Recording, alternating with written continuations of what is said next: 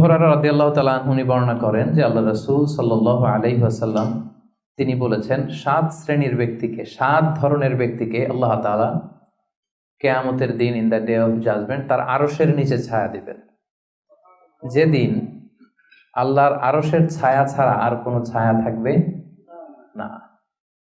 এর মধ্যে প্রথম শ্রেণী হচ্ছে ইমামুন আদিল, মানে the just ruler, the just king, ন্যায়পরায়ণ শাসক। প্রথম শ্রেণী হচ্ছে ন্যায়পরায়ণ শাসক বা রাষ্ট্রপ্রধান।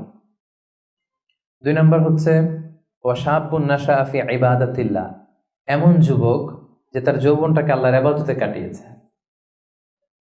3 নম্বর হচ্ছে ওয়ারাজুলুন কলবুহু মুআল্লাকুন বিল মাসাজিদ, এমন ব্যক্তি যার হৃদয়টা সবসময় মসজিদের সাথে লেগে থাকে, মসজিদের সাথে ঝুলে থাকে। 4 নম্বর হচ্ছে ওয়ারাজুলান তাহাব্বা ফিল্লাহ ইজতামা আলাইহি ওয়া তাফাররাকা আলাইহি, এমন 2 ব্যক্তি যারা একে অপরকে আল্লাহর জন্য ভালোবাসে, পৃথক হলেও আল্লাহর জন্য ভালোবাসাটা বজায় থাকে, একসাথে থাকলেও আল্লাহর জন্য ভালোবাসাটা বজায় থাকে।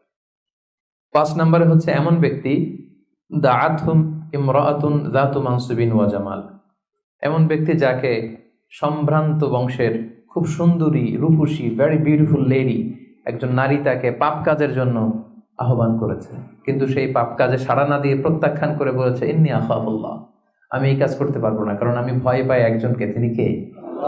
আমি আল্লাহকে ভয় পাই। 6 নম্বর হচ্ছে ওয়ারাজুলুন তাসাদ্দাকা বিসাদাকা ফাআখফাহা হাত্তা লা তা'লামা শিমালুহু মা তুনফিকু ইয়ামিনুহু, এমন ব্যক্তি যে গোপনে দান করে, এত গোপনে দান করে যে তার ডান হাত কি দান করে তার বাঁ হাত টের পায় না। সুবহানাল্লাহি ওয়া বিহামদিহি।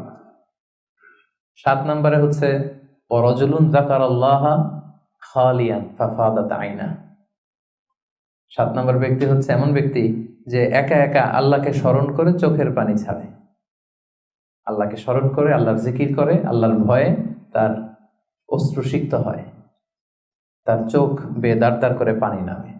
এই 7 শ্রেণীর ব্যক্তিকে আল্লাহ তাআলা আরশের নিচে ছায়া দিবেন, যেদিন কোনো ছায়া থাকবে না। এই হচ্ছে হাদিসের সরল বঙ্গানুবাদ। হাদিসটি সহিহ বুখারীতে এসেছে। হাদিসের টেক্সট থেকে পরে যে সহজ সরল বঙ্গানুবাদ করলাম, এটা আপনাদের মোটামুটি বুঝে আসছে না? বুঝে এসেছে। এরপরে ব্যাখ্যা করলে আরো ভালো বুঝতে পারবেন। এই হাদিস